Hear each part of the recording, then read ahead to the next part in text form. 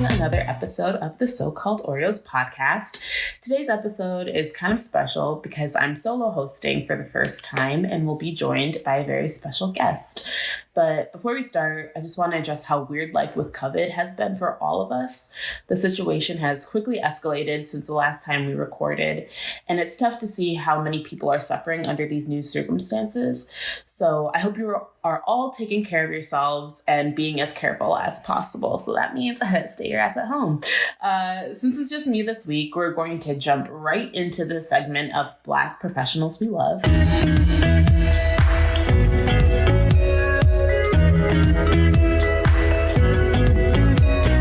Today, I'm highlighting Brianna Pollard, the global HR reporting lead at Otis Elevators.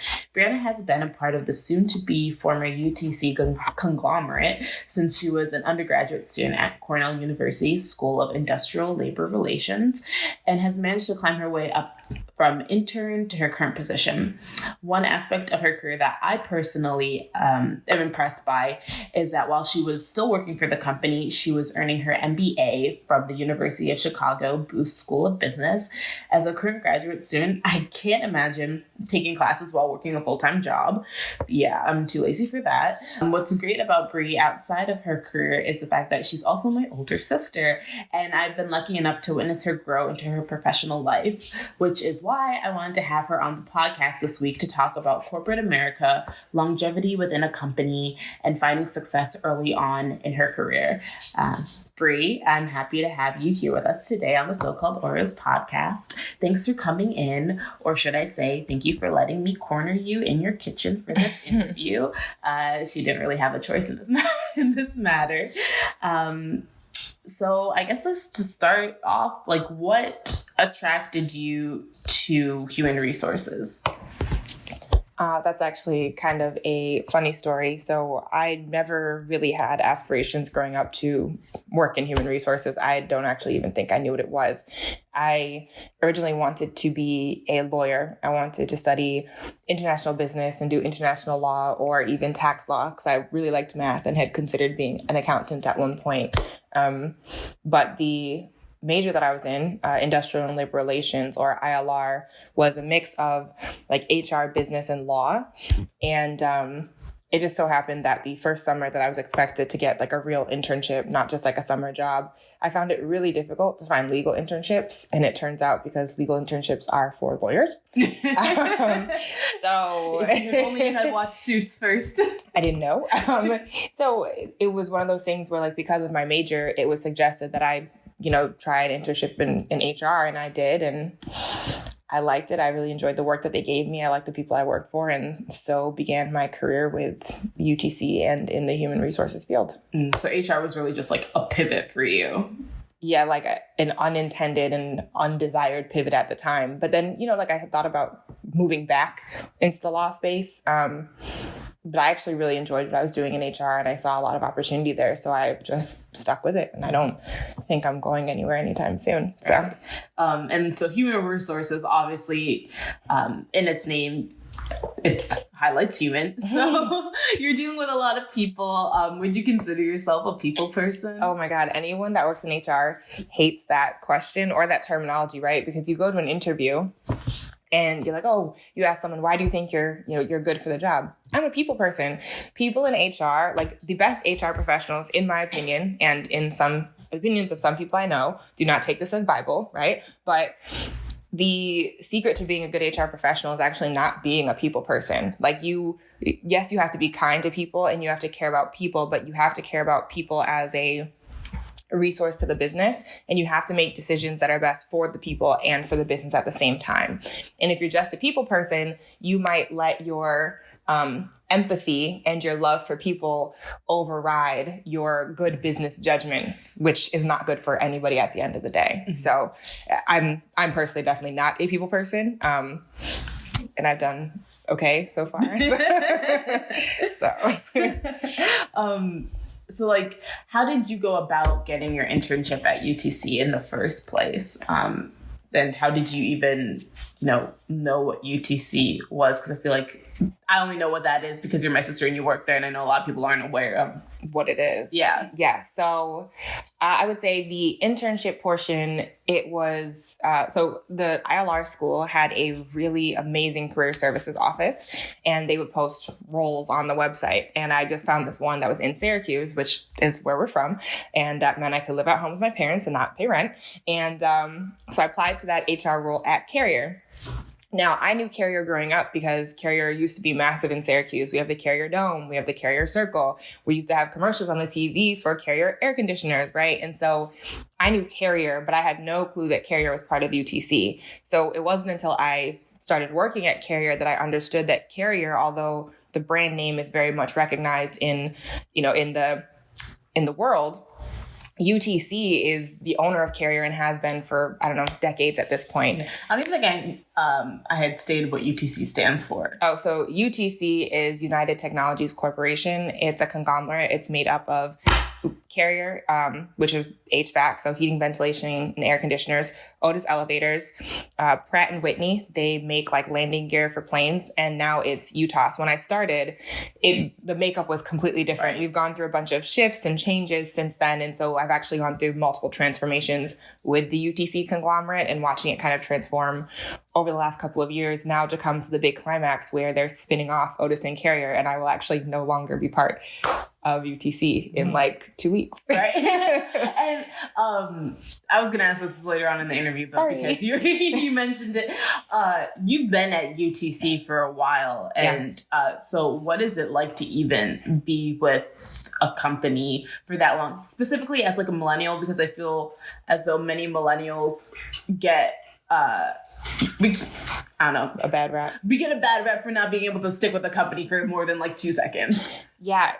It's interesting because I started there as an intern at Carrier, and I've been within 2.5 business units because at one point Carrier and Otis were like kind of joined. So being there since, my first internship was in 2011. So like 9-10 years of my life. Time. It's the only place I've ever. And like, mind you, you're only 28. It's the only place I've ever worked, right? So that's all I know. And so it's interesting for me because I have lots of friends who, have worked at different companies. And I actually do have quite a few friends that stayed at their organizations for, maybe like 6-7 years, which was still unheard of. Like you place out after an intern. I think there are pros and cons to it, right? Like the pro is the people that I work with have basically known me since I was like 18, 19 years old. So they truly are like a lot very close to me in their work family, and there are people in the organization who I would consider mentors, sponsors, and advocates, people that I can count on in all types of situations, whether professional or personal. The con, I would just say, is that, there's like this whole big world out there, and there's all these other companies that, do processes different ways, and HR is very different from company to company. And for me, I only know the one way because that's, where I've been the whole time. So there's opportunity for me to learn new things at other organizations, but, there's also articles and books and networking events and conferences where you can get that too. I would say there's definitely more pros than cons, in my opinion. I think I get a lot more autonomy and leeway working at UTC for as long as I have than I would if I were to go and like start over at a new organization where I didn't have as much social capital. I think people just in general have a hard time staying motivated within their normal careers and staying motivated within the same company. Luckily for you, you've moved through various roles within the company. But how do you yourself stay motivated and avoid burnout? Because I also feel like that's a very big conversation in millennial spaces where it's like, how do you just like keep going? Yeah.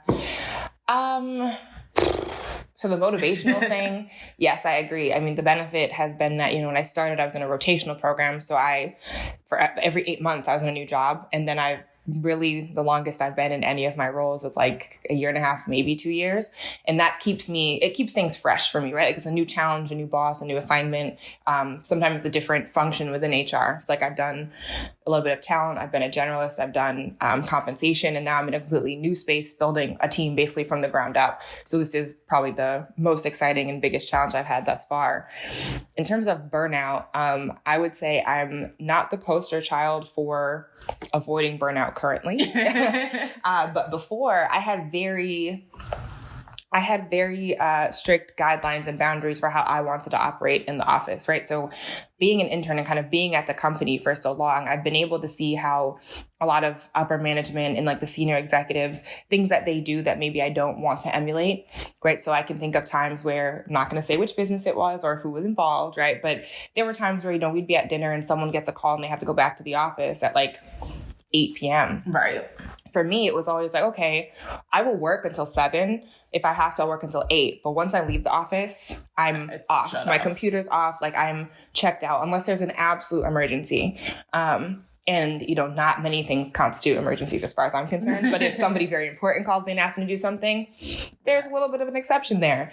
But like, wouldn't you say like people are kind of also taught to early on in your career, just say yes as much as you can. So they feel like a pressure to kind of continue. Yeah, you are told that. And I would say you do say yes as much as you can, but I believe that you have to say yes within reason because you do set a precedent moving forward. So if I'm from the age of 19, working until 10 p.m. at night and showing up at 5 a.m. and then telling you I'll work on the weekends.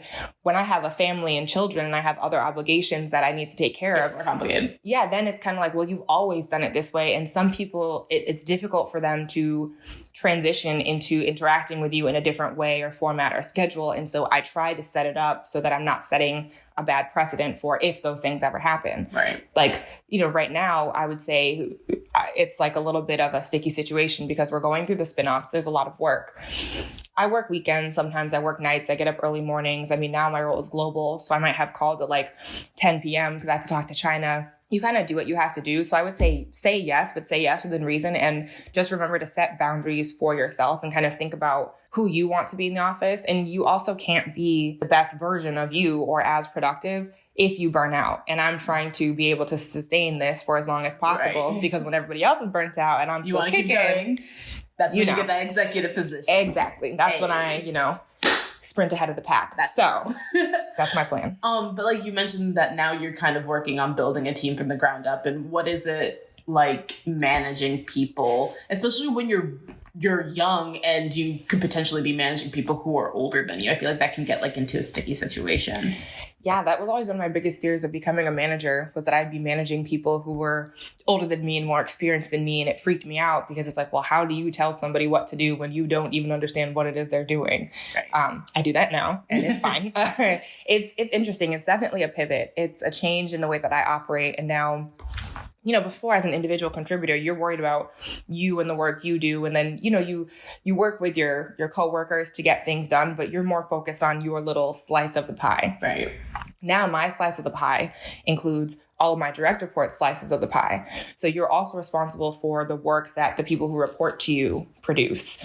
And so there's a lot more quality checking. There's a lot more administrative stuff that I have to do. I have to approve timesheets for my contractors. I have to enter merit increases, bonuses for my people. You have to, schedule calls with them. So you have weekly one-on-ones to do check-ins. It's a lot more work outside of just doing the actual work. Right. You know what I mean? It's just a lot more responsibility. I actually think it's interesting. And my team is bigger than I thought it was going to be, but by no means is my team big right now. Mm-hmm. I mean, it'll probably expand in the future. Well, I don't know with Corona now, but that was the plan. But it's definitely a change, but to me, it adds to the challenge of the new role. It makes the new role more exciting because it's something I haven't had to do before. And I actually haven't found the age thing to be an issue. Mm-hmm. I think that if you are capable and you're competent, people recognize that. I do think that my direct reports, they're fully aware, and I was completely transparent with them. I do not have the same level of technical expertise that they do. Right. But what I don't have in technical expertise, I do have in business acumen, and I understand the company. Mm-hmm. And so I'm able to guide them and navigate them through the paths of Otis, if you will. Mm-hmm. Whereas they're also helping me learn the ins and outs of the very technical systems that we're managing and are in charge of. So it's supposed to be a two-way street. Mm-hmm. And I think it's working that way. I mean, you can interview my employees and see what they tell you, but I think it's going great. So, Yeah, and just like to like zoom in on like the age difference in managing people who are older than you. I feel like we may have talked about this a little bit on the podcast, but like being Black kids, I feel like it's Black kids, and then also having Caribbean parents, we're taught to respect people of, growing up, it's Mr. and Mrs. Yes. You walk into a room, you address everyone. So like, how does that, like, how do you even, I've struggled with that in my professional life, calling people by their first names. I just get very weird about that. How do you handle those things? Yeah. I was definitely concerned about that for a while. So funny story, when I was an intern, so they broke me of this pretty early, right? I was referring to everyone as Mr. and Mrs. also because I'm not even 20 yet. Right. And you guys you're are like, old enough to be my parents. Exactly. So like, it definitely is a respect thing, right? So I would first say that I think you can be respectful without assuming that you are below someone on some sort of a hierarchy, right? So I maintain the same level of respect for people, but in the business world, if you want other people to respect you, you also have to recognize that there are going to be times when people who are older than you and maybe they might be more experienced than you and older than you, but for whatever reason, you're on the same level and you have to act that way or else they will treat you like you are less than them. Right. And so you kind of have to assert yourself in that situation. So the funny story is that when I was an intern, I was calling everybody Mr. and Mrs. Now I'm used to growing up in America, right? And Caribbean parents, whatever. So for me, certain names, generally speaking, or as far as I was concerned, names had a gender, right? Mm-hmm. So Lauren is a woman, Ashley is a woman, Mike, Mark, John, males. Mm-hmm. Okay, so when you start working with people from different cultures and backgrounds, names don't translate in the same way. Right. So we had an employee whose name was Lauren. So I said, Miss Lauren, da da da da da da da, blah blah blah blah. The person responds back and is clearly not a woman and is like, oh, by the way, I'm a man. And he wasn't mad or anything. He was super nice about it. But that was the first time I was like, maybe I really can't assume. French?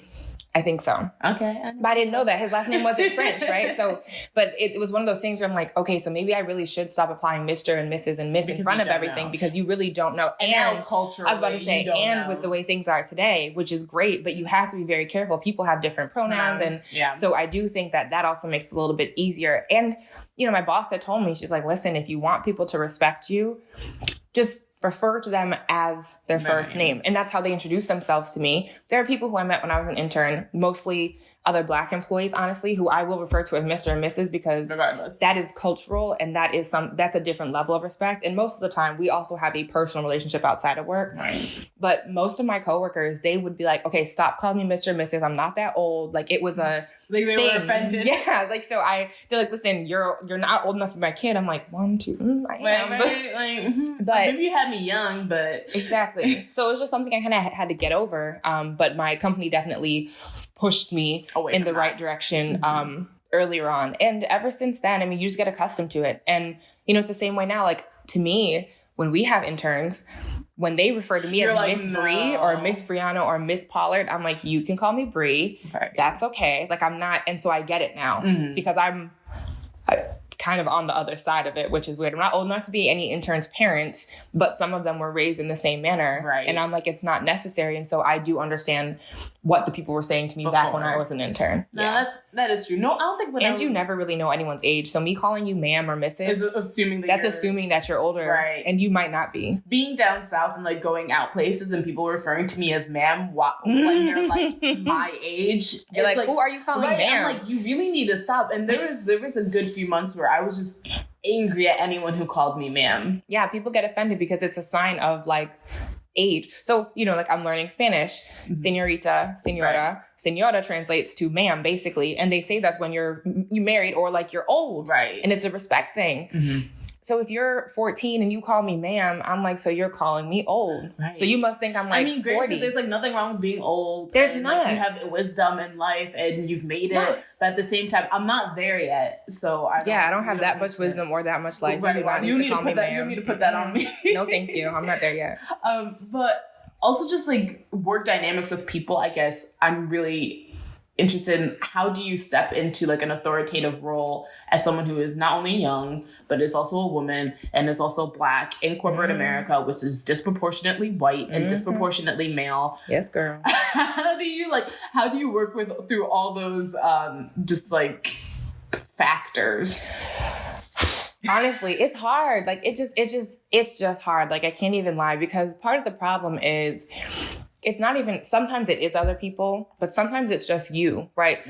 I grew up knowing that I was a Black female, and I'm aware of the fact that I am younger than a lot of my peers or my counterparts, right? So part of it is a mental thing for me. People will do something and I'm like, oh, what if it's because I'm young? What if it's because I'm Black? What if it's because I'm a woman? It could just because that's how they feel that day. Like it might not have anything to do with it. But I do think that it's difficult because, you know, what we see in corporate America and, you know, frankly, everywhere, like it's not just in corporate America, but, you know, people naturally gravitate to people who look like them, right? And so a lot of times what happens is like, you know, there's still an old boys club, the older white males that kind of came up in the company together, not necessarily in my company, but in every company. You know, and they're tapping on their little protege for who might be Michael's son. Exactly. So-and-so's son. We definitely see the whole like family and friends thing going on in the organization. It's nepotism. And I'm not saying there's anything wrong with it because best believe if I want my daughter to get a job, I'm going to go tell Joe Schmo over there and she'll probably get one. But it's one of those things where it makes it unfair for us because we don't have that longevity. Right. We don't have that history. So for me, it's important for me to get there so that I can do what all these other people are doing so that my kids and my friends' kids have a chance as well. But it's difficult. And I think it's a mental thing you kind of have to overcome and get over. And I have to constantly remind myself that, yes, I'm Black. Yes, I'm a female. And yes, I'm young, but I'm in this role. I'm doing a good job in this role. There were non-Black, non-female, non-quote unquote young people that put me here. Right. Yeah. There are people in the company that have faith in me. And so I have to remember that so I can have faith in myself and kind of push forward. You know, and I have an executive coach also. And she's super helpful. But you're gonna love that. she's a white woman, right? And so when she and I have conversations and I'll explain to her kind of my thought process about things, she's like, well, why do you feel it that way? And I'm like, listen, I'm young, I'm Black, I'm a female. It's difficult for me because I feel like there are so many factors, like stigmas and biases that I feel I have to overcome with every single conversation and every single action. And, oh, by the way, my parents raised me and I know they raised you this way, but you have to be 2, 3, 4, 5 times as good as the next person because you're Black and you're a female. And we're just adding young on top of it. So now I got to be 10 times better than these people, right? So you got to do all that shit while also trying to respect them and also not trying to come off like you're being aggressive. Like how do you be assertive and confident in your position within a company without being marked as the angry Black woman? And I feel like that's just generally what we're trying to work against every moment of our lives. For me, I just feel like there are some situations in which, so I'm assertive yet friendly. There's a way to be assertive without being aggressive. And there are some situations, as I've explained to you, where I do get aggressive. But at that point, usually I'm like, well, it takes me a while to get there, especially at work. At home, it's different. But at work, it takes me a while to get there because I don't want to be labeled that person. But if you push me to that point, I feel vindicated and justified in whatever I'm saying or doing. Right. And so it really doesn't bother me as much because I'm like, okay, yes, you want to call me the angry Black woman, but point A, B, C, D, E, F, G, H, I, all the way to Z, these things also happen. And this is what led to this outcome, right? I'm not saying it's right. You shouldn't be in the office cussing at people, yelling at them. But sometimes there are some people who that's what they need in order to get themselves in line. And so I do have to do that sometimes, but I try not to default to that. Right. It's more about asking questions. And I do have to remind myself, like, I have a reputation to protect. I like my job. I want people to respect me, not necessarily fear me. Fear me a little bit, but just mostly respect me. Right. And so it's a give and take. There's just so many things that I have to, it's like a running checklist in my brain when I'm having a conversation with someone that I have to go through. It's just like very tiring though. It is. But you know what the other thing is though? Like I can only speak about it from my experience. I'm sure, yes, the white woman down the street, she doesn't have to deal with the fact that she's Black, but she has a checklist she goes through and she could also have anxiety or a disability, right? So it's not just us. We're not the only ones that do it. I think everybody kind of does it in their own way. Not white males probably, but the rest of them. So I think we're not alone in it. And I do think that we we segment ourselves, not us, but like people in general, segment ourselves and things like, oh, we're the only ones that go through this experience. And yes, you're the only person that goes through that exact experience. Mm-hmm. But there are similarities and parallels between you and other people. I think there are similarities and parallels. And we've kind of discussed this on our last few episodes, particularly when it pertained to feminism and just the differences and how it's hard to really to feel like we're all in, not to quote High School Musical, but we're all in this together.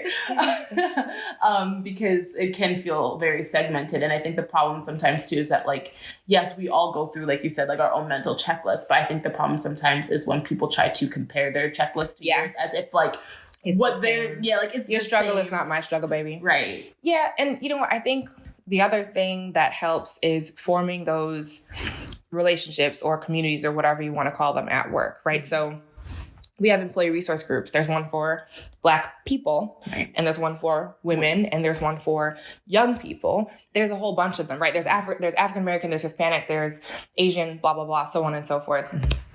All of those are considered safe spaces. And in those instances, right, you don't have to be Black to go to that meeting. You just need to know that that's what it's talked about is pertaining to Black people. And going to those groups and the events and kind of, participating, it opens your eyes to all the other things that other people are going through. And it opens a lot of dialogue for when you find someone who, maybe they don't look like you, but they're experiencing something similar to you below the surface. Right. And so I do think that having that dialogue and kind of opening up those conversations helps tremendously, because it can be extremely lonely, not even at the top. In the middle, at the bottom, just in general, it can be very lonely, feeling like you're the only one at your organization. And a lot of times, you might be the only one physically, but mentally, the things that you're going through or experiencing, someone has a very similar struggle. And so finding kind of that buddy, if you will, to go through that with is helpful. Right. It's like worth reaching out. Yeah. Just try. And maybe you won't find anybody that's like you. And then, then it might be like, okay, well, why is that? Is there some kind of a bias at the company that leads me to be the only person like this? Maybe, am I a special snowflake?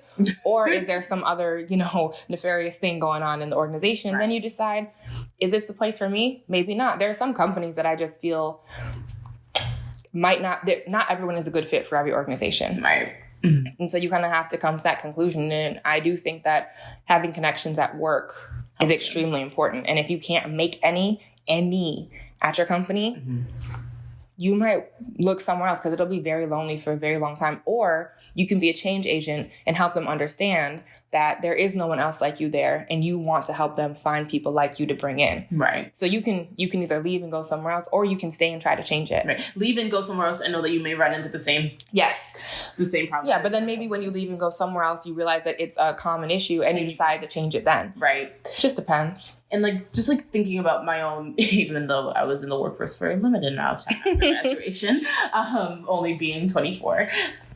Maybe I'll be 25 when this comes out. I'm not sure.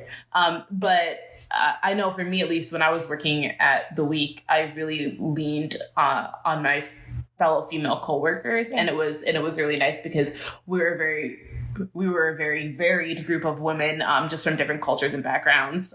And I thought it was nice to have those people to really lean on and just complain about things too. And I was wondering if you have a core group of people at work that you lean on for things too. Yes. And you've met every single one of them. I have. Most of them. They're awesome people. Yeah. So, actually moving down here to Florida was probably the first time that I ever made really close friends at work. Working in HR is difficult, right? Because all this top secret information about all these people. And so I never wanted to be friends with another employee that wasn't in HR. Right. Even in HR can get a little tricky because sometimes depending on your role, you know something about the other person in HR that they don't know yet. Mm-hmm. Right. So I might know someone's getting laid off or getting a promotion or whatever before they do. And if you have a personal relationship, it makes it harder. It makes it hard because I truly feel like I want to tell this person, but I also know that because of my role, I cannot, that's basically a misuse of proprietary information. You can get fired. Yeah, you 100% can. And I'm not trying to get fired. So in that case, I feel like I have to choose my job over my friends, which is difficult. But anyone that I become friends with, I let them know up front. I will know all types of stuff. Do not be mad at me because I cannot tell you because I am not going to get fired for that reason. Right. But no, I have found some really great friends down here. And I definitely had connections at work before, but this is the first time where I've spent a solid amount of personal time outside of the office with these people. And they're not all in HR. They're not all Black. Most of them are women, but I do have some male coworkers that I'm friends with as well. It's, and I think it has actually helped because there are so many situations where, you know, I don't have to explain the entire thing to them because they work here. So it's more of just like, oh, hey, you know, so-and-so did X, Y, and Z. It's not so-and-so did this. Who's so-and-so? Oh, well, this person, blah, blah, blah. You know, it just takes like 10 hours longer. Right. I found it extremely helpful. And, you know, they're inside the company, so they have more of an understanding of how things work, and they can give me advice from a different perspective. And, you know, I've had mentors and sponsors and advocates and stuff in the organization who I can always call and bounce things off of. But most of them are like, to be honest, when I started, they were managers. Now they're executives. Right. There's certain things I'm just not going to call you up and be like, hey, do you think that I should tell so-and-so, blah, blah, blah. Like, it seems a little bit trite. The relationship has kind of changed. Because they're a little bit too important now. They don't have time. They still answer my calls, but I don't want to call them every 5 minutes. Right. Right. So it's a little bit different. A little much. Yeah. So, I mean, like my friends that are like on my level, we can text and stuff and have these conversations very candidly over wine, you know, pizza. Whatever. But it, like I said, it helps to not feel as alone. Right. So you're like not one of those people who subscribes to the idea that you should keep people at work a comfortable distance. I 100% used to be. Yeah, I did. But, you know, one thing I also found was that, it was when I was going to business school, we had to do a 360-degree feedback survey, which is where you get feedback from people around you. So your boss, your peers, your direct reports, full circle. Right. In my feedback, the complaint that most people had was that I was not, quote unquote, friendly enough at work. And it wasn't that I was mean, but they felt like I wasn't sharing like my personal life with them. I'm sorry too, but at the same time, why people got to be so nosy? Like, why do you need to know about my personal life? So they felt like they would come to work and tell me things about their kids or their husband or their, you know, boyfriend, whatever. And I would just listen because I'm nice. Like, I'm not going to tell you to leave me alone, but I didn't really share any other information because I was raised that there's a separation between work and like professional and personal. Right. Like, but I found that within my organization in particular, so many people grew up in that organization together that it is way more family-ish. Like familial. Yeah. And so it was weird that I'd been there so long and I didn't want to tell anybody anything. And after that, I tried. And I opened up and I did better, right? But it also helped that I got Bailey. So now I have a dog to talk about. I'll show people pictures of Bailey all day, every day. And that to them is a window into my personal life without me having to divulge information about what I do every weekend or who my boyfriend is and all that other stuff, because that to me is extremely personal. And unless we are on that level, I'm not just going to share that because I'm also private. And I think people have different levels of comfort with that. And I don't take it personally when people don't share their personal information with me, but some people do get offended when they share something and you don't give it back. Right. So sometimes I'm like, do you guys even really want to know? Isn't it enough that I'm just actively listening to you? Apparently not. For some people, yeah, but for other people, no. It just depends on the person. Yeah. Because sometimes I'm like, you know, when people ask you questions about your life, but they don't actually really care about what your response is. They only ask you these questions so that they can then respond and tell you information about themselves. Lives. Yeah, which happens all the time. But like, you know, I'm also fairly introverted unless I'm introverted until I'm comfortable around people. So for the people who I have opened up to, it's because we've reached a certain point in our relationship where I've known you for X amount of time. You feel comfortable enough. Yeah. I'm not just going to meet you on a Monday and start telling you all my dirty little secrets on Friday, but there are people that will. And they, you know, it's just a gap in understanding. It's a misalignment in the way that you see things and the way that you divulge information. And so you just kind of have to be transparent with them and explain why you don't do these things. Right. Because I don't want to tell you I went to a party on Friday and then I come in on Monday and I'm tired. And it's like, oh, it's because she was drunk all weekend. Right. It's like, yeah, I was, but that's none of your business. Right. So, yeah. Right. I remember telling my boss one time that I was there like, Amari, you look so tired. You look so tired. I was like, yeah, I was like, a really stressed out week. And then me and my friend decided to have a happy hour inside and we made rum and cokes. Chris, if you're listening, it's obviously about you. And we were using white rum from J Ray. And if you guys know anything about J Ray, that's strong. That is strong. On your chest real fast. And we clearly overdid it. And I told my boss, I was like, yeah, we made rum and cokes, but I used white rum, and I think we might accidentally like put too much in it. And he was like, "Oh yeah, that shit will fuck you up." And after I said it, I was like, I hope.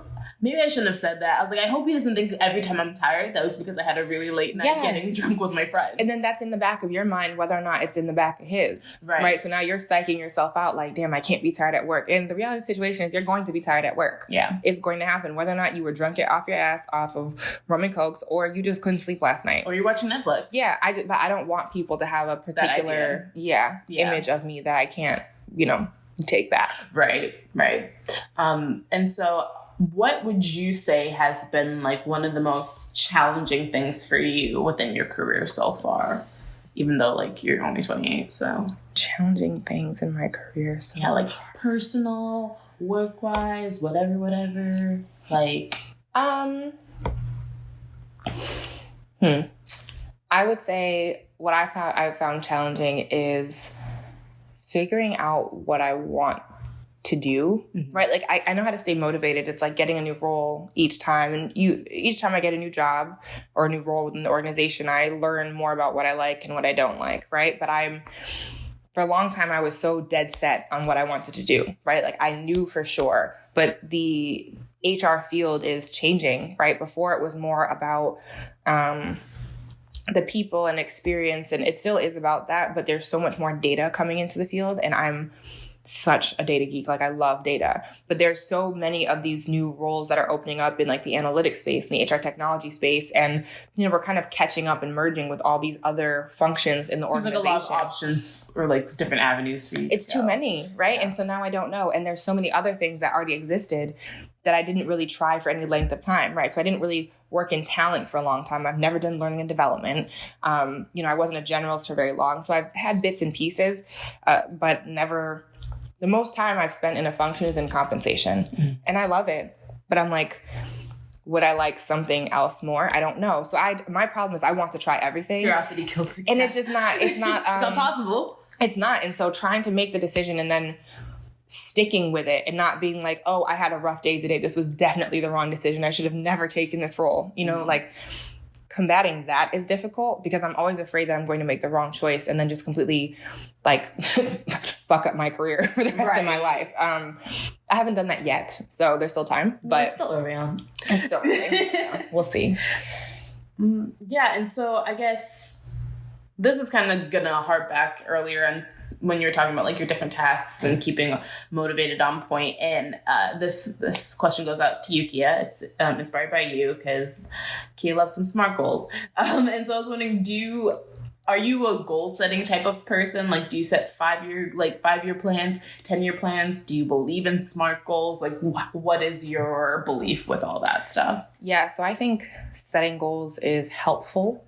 I haven't really set any necessarily in a while. So I was a goal person for a really long time, but my goals really took me to like the age of 25, right? Like they were like, I want this by the time I'm 25 and this by the time, like I wanted my MBA, I wanted to make a certain amount of money. Like I had a set list of things that I wanted, right? And so I hit them and it's like, okay. Now what? Yeah. And I'm 3 years later, like, okay, the only other thing that was left was to manage people. Now I'm managing people. So I'm like, all right, well, that's great. So what is the next big thing that I want to do? It doesn't have to be big, but just what is the next thing that I'm looking for? And I really struggled with that because like I said, that's the thing that I struggle with. I'm not entirely sure. Mm-hmm. I've done all these things. I've gone back to school multiple times. This chick loves school. I like to learn because it does keep me motivated. Mm-hmm. It's something extra to do and it benefits me both personally and professionally, right? Mm-hmm. So when I go to school, it's because it's a certain skill set that I want to learn. But I think goals are helpful. The thing that I found with me though, sometimes is I can set a goal and I can be very inflexible. Inflexible? Not flexible. So I'll set the goal and it's like, if something might happen and it's like, okay, maybe the goal should shift a little bit based off the circumstances. But I'm like, no, that was my goal. I don't want to do it. Yeah. And I get so stuck on that I think sometimes it's like I don't have peripheral vision. Like I can't see anything else. It's tunnel vision. Right. So I'm trying to be a little bit more flexible, a little bit more open, and I'm setting I don't even know that I'd call them goals. It's just like, I'm like, oh, these are things that I would like to do. Like I love to-do lists. Mm-hmm. You can consider those daily goals if you want to, but it makes me feel a little bit less, all over the place. Yeah, so I just call them to-do lists. So I have a list of things I want to do like for 2020. And so now I'm more into the shorter 2020 has gone to shit. So yeah, well, who knows what anything. Throw 2020 away. But I'm setting more short-term goals because I'm taking things in small chunks because it gives me more opportunity to adjust as things change. And probably gives you like a little bit more grace to not be upset at yourself if you don't hit those goals within a certain time. Yeah, I'm learning, and my coach and my therapist have both told me I need to be a little bit more gentle with myself.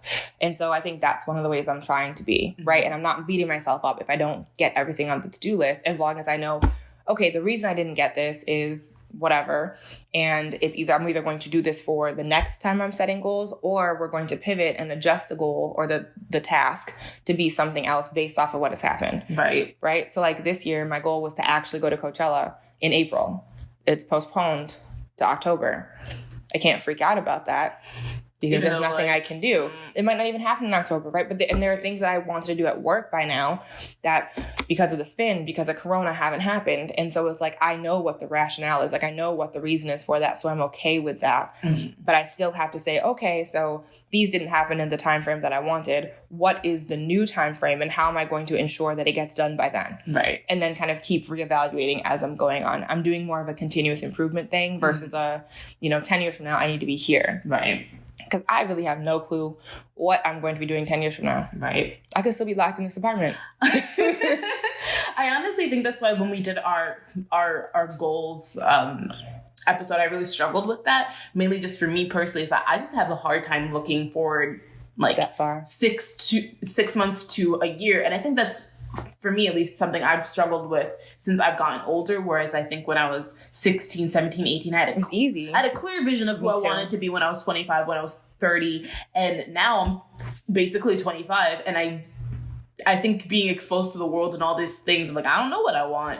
And it also changes, right? Because if you had talked to me when I was 20, even 22, right? Like I was in a very long-term relationship. I would have told you that by the time I was 28, married, living with my man. Possibly a kid. Definitely a kid, right? Like I would still probably have like the same-ish job. But if I had gone on maternity leave, who knows what would have happened, right? I mean, there's so many things that I thought were definitely going to happen. And by the time I was 25, I'd either achieved them or I realized that they were not going to happen, right. Like the husband and the kids. So I had to pivot. And I think that realization was like, I was so dead set on having those things. And I also think it crushed me so much for the things that I had to let go of that I had to sit down and think, well, why was I so attached to those things in the first place? Like, who decided I need to get married at 24 or 25 and have a kid by 27?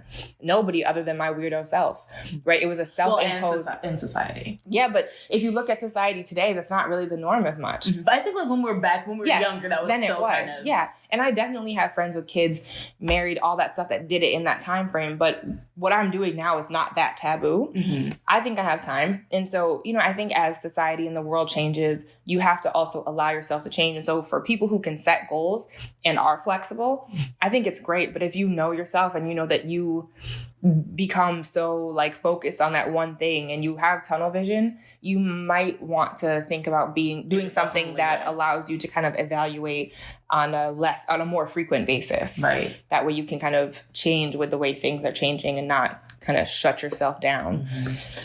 And earlier you were talking about how there came a point where you realized that either the goals you had set for yourself, you had either already achieved or they weren't going to happen. And I think a lot of people prepare you when you go into the workforce for certain things to take a long time. But no one prepares you for what happens when you enter the workforce and you're able to find a decent amount of success relatively early on in your career. And I know I struggled with that. I was like, I want to be an editor. I want to be a magazine editor. And I wasn't necessarily a magazine editor, but I was an editor for a website that was based off of a magazine. And I got really confused when I hit that. It's like, what now? At like 24. Mm-hmm. I was like, I wasn't prepared to do this until I was like 32. Mm-hmm. And for you, like, that's kind of been a similar thing where you weren't expecting to hit certain point so early on. Yeah, the goals that I set for myself were stretch goals as far as I was concerned. Like setting the age of 25 was like, okay, I set 25, maybe I'll have them by 30. So when I'm like 24 and 3/4 and I'm done, I'm like, all right, well, what the fuck? Like, I'm looking at myself like, well, why did you do that? Like, right. what did you work what so are you quickly? working for now? Like, what is wrong with you? Dad always tells me to work slower, but yeah, you really do work like a million miles a second. Listen, if I'm in the zone, I can be super productive. But if you get me out the zone, I might not get back in for like 4 days. Like, I just know how I am. Mm-hmm. And so for me, I work quickly and I try to be quick and accurate in that time when I'm focused, because who knows when I'm going to be that focused again. Right. That's all it is. And I was focused between the ages of 21 and 25. I was very focused. And now it's just like, and now I'm like, whatever. Yeah. And like, what does, I mean, we've talked about like success and I feel like these very like broad terms, but what does it actually look like for you personally? I have no idea. Right. So, I mean, I'm very open. And this is another thing, like I said, with the goals, like I no longer have an ideal picture of what success or like what success professionally or personally looks like. I'm kind of open to seeing where life is taking me. For the most part, I just want to be content. Like I want to be able to wake up and not be miserable that I'm going to work. I want to have a social life. So I have other hobbies and things to entertain me, right? Like success to me is being content. I don't necessarily need to be super happy or like elated to do anything. I just want balance and kind of evenness in my life. Mm-hmm. So whatever that means and that'll be different. I think that'll mean different things at different times. Mm-hmm. And so that's kind of why I am not dead set on one thing, right? Like balance in my life will be different if I have a husband and kids than it is right now. Right. The things that I can do now to bring me peace and calm will not be the same things then. So I don't really have a definition of success other than being content. That's right. It. But I feel like your definition of success is very, I mean, like, it's interesting. I mean, I would say the same thing for my definition. It sounds like bullshit. I know. But no. Well, I think because so many people sounds like people at Brown. Because everything's so like up in the air. Do you want grades? Do you want numbers? Do you want pass fail? You don't need a GPA. What is that? Yeah, I feel like sorry. Because I feel like most people when they think of success, they're thinking of monetary things. Mm-hmm. They're thinking of, if I can wear the brands and all this. Do I got Gucci in my closet? All these other things, and you're saying more of so like I just want to be content and stable within myself. Yeah, and I mean honestly, like the brand thing wouldn't be it. Like I want to be able to travel. I like to travel. I like to do things, have experiences. I don't need Gucci and all those other things. I'm more so about being able to experience things. I love to eat. I love to drink wine. Such a millennial response. But it's true, right? I do appreciate having a nice apartment because I'm a homebody. Right. So like I want to have a comfortable home. And like I said, I want to have a job that brings me some sense of like, I want to be challenged at work. I want something that interests me, something that allows me to continue to learn, mm-hmm. something that gives me a sense of not necessarily power, because I feel like that sounds bad, but I want something that allows me to feel like I have some semblance of control over my own career, mm-hmm. right? So, I mean, to me, that's success. But like I said, it's going to be completely different in completely different phases of my life. Like, there's no one thing that I want. And when it comes to the monetary stuff, listen, I make good money now. And yeah, I will always want to make more money. But I don't have a number. I'm not like, I need to make $2 million. I don't know. Like, I want whatever salary affords me all of those things in the location that I'm living, mm-hmm. right? So if I move to New York City, yes, you need to double my salary. But if I move to Iowa, I don't know, like maybe my salary goes down by like $60,000. Like, I just want, like I said, like a certain standard of living, and it's not, it's just not specific. Mm-hmm. And then if you get a partner, it depends, right? Like maybe I don't need all the money because they have some money, right? So like I said, it's all up in the air. I don't really know. And for me, it's helpful for me to not tie myself to specific things, mm-hmm. just because of the way my brain is wired incorrectly. I mean, like, and even though you're describing what success looks like to you, and you may not necessarily even feel like you've reached that point yet, but as your little sister looking at you, I would definitely say I have a very successful big sister. Thanks. Yeah, you're welcome. But I'm curious, have you ever felt any instances of imposter syndrome? Like you all the time. Okay. And how do you even begin to work through those? Talk to a therapist or executive coach. I mean, so I only recently started doing those things, but that's because I realized that there were things about myself that, like, I was going through imposter syndrome and I didn't know how to combat that on my own, right? So particularly with kind of the new job that I have and all of that, like I'm managing people and it's this new thing that I'm not even 100% like, it wasn't even a job at my organization before I had it. So there's no one person who can say, oh, hey, do things this way. And a couple times I would sit there and be like, why the hell would they give me this job? Mm-hmm. I don't belong in this role, even though like deep in the back of my mind, I know that I can do it. Because I've also worked to yeah, I worked to get there, right? Like I know that I earned it and they gave it to me because they trust me. They value my opinion. I've been there for a long time. So I know a lot of things about the organization. But, you know, even knowing all of that, there's still something in the back of my mind that's like, no, they fucked up when they gave this to you. Like, and so it's hard, but it's another one of those mental things you have to try to like continuously tell yourself over and over, like, I am good enough. This is meant for me. You is smart. Yeah. You is kind. You is important. You is important. There's a reason you're here, a reason you have the role. And I do think everything happens for a reason. So whether or not I am successful in this particular role, I mean, I fully intend to be, but my definition of success in the role is basically like doing a good job and making improvements. My manager could have a completely different definition of success, what she seems it as being what I should be doing, right? So we have those conversations, of course, but everything's relative. So for me, it's just kind of reminding myself and then pulsing other people. It's like I talk to my direct reports all the time and I ask them, hey, what is it that I could be doing better? What do you need more of me? I ask my boss the same thing. And what helps is that a lot of times they're like, hey, like these are maybe 2 things, but 2 out of like 100 that we're doing.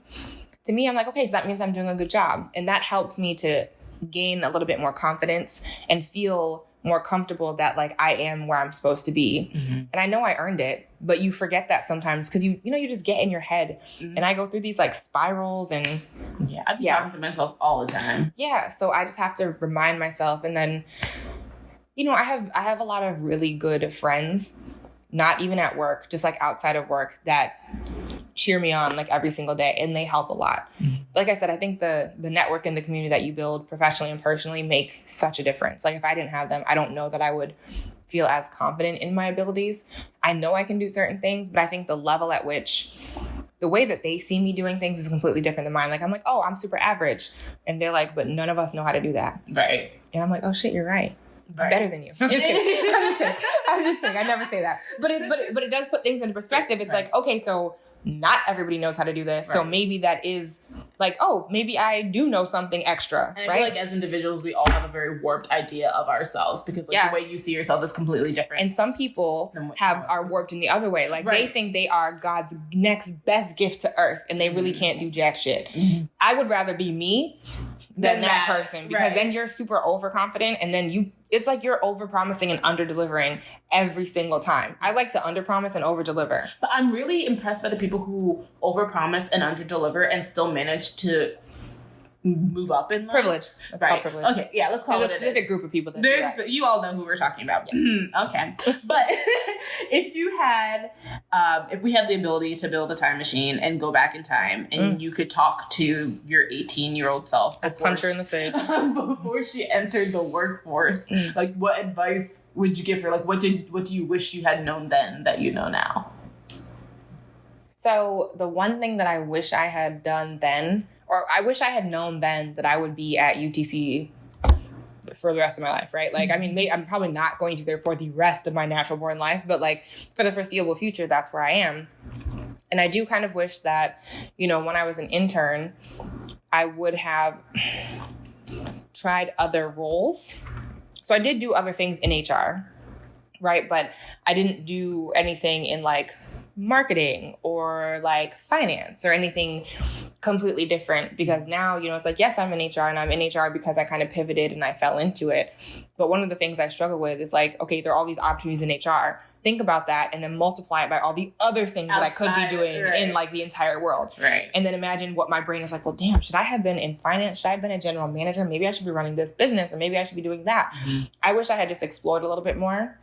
Like I said, tunnel vision. Once I focused on HR, I was like, that's it. Once I focused on UTC carrier, that's it.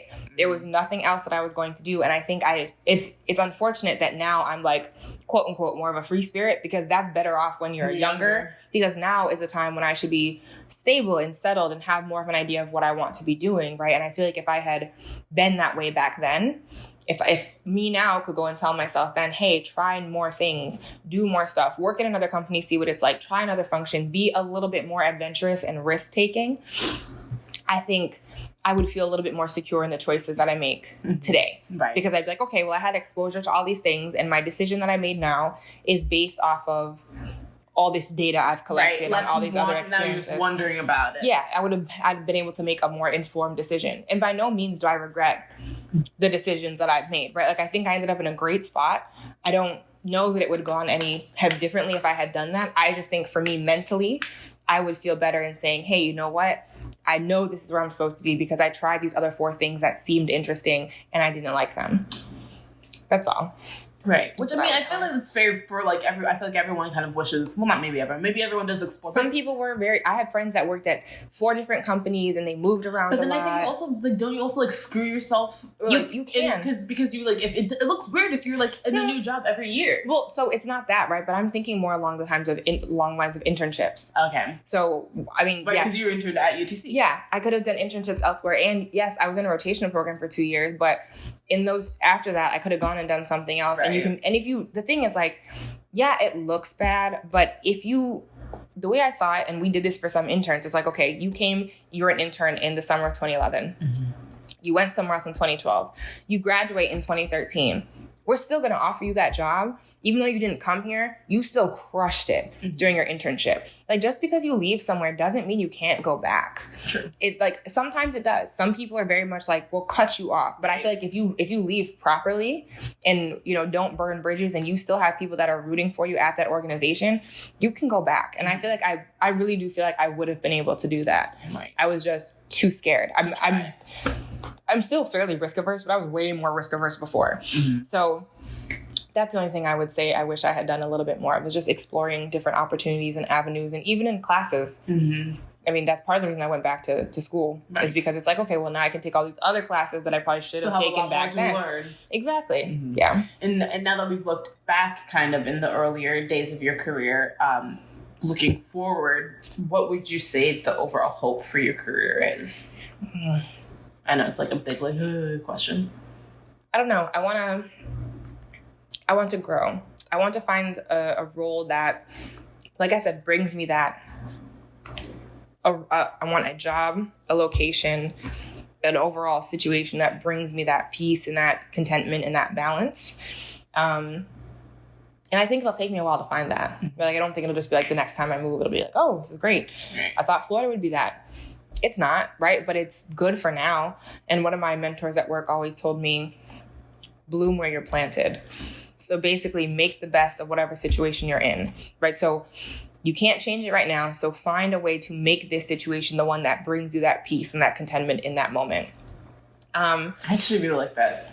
Bloom where you're planted, right? Bloom where you're planted. Yeah, he used to tell me I was a flower. Did you make that up? I don't know. He's the only person I've ever heard say it, so I don't know. I want to take it. Go ahead. I'll tell him.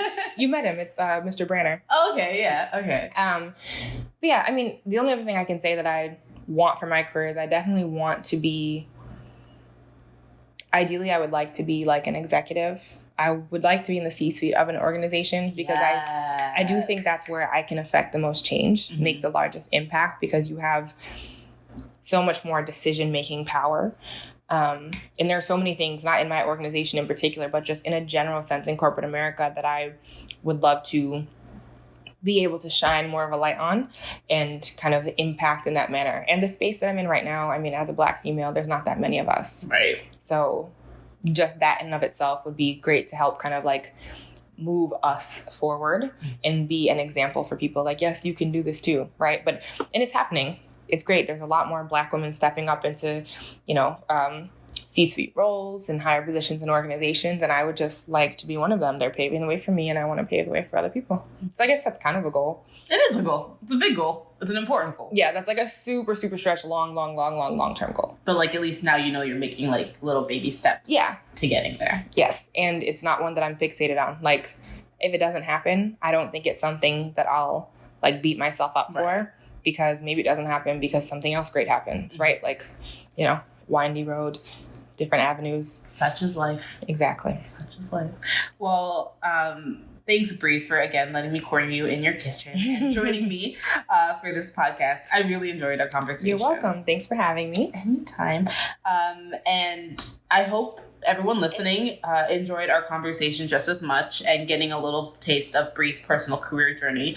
Well, that is it for this week's episode of So-Called Oreos. Make sure to follow us on all social media at So-Called Oreos, and you can email us at socalledoreos@gmail.com. You can also listen to us on SoundCloud, iTunes, Spotify, Stitcher, Pandora, Google Play, and all other streaming platforms. Please remember to like, rate, subscribe, and leave a review. We love to hear from you guys. That's it for now. See you next time. Bye. Bye.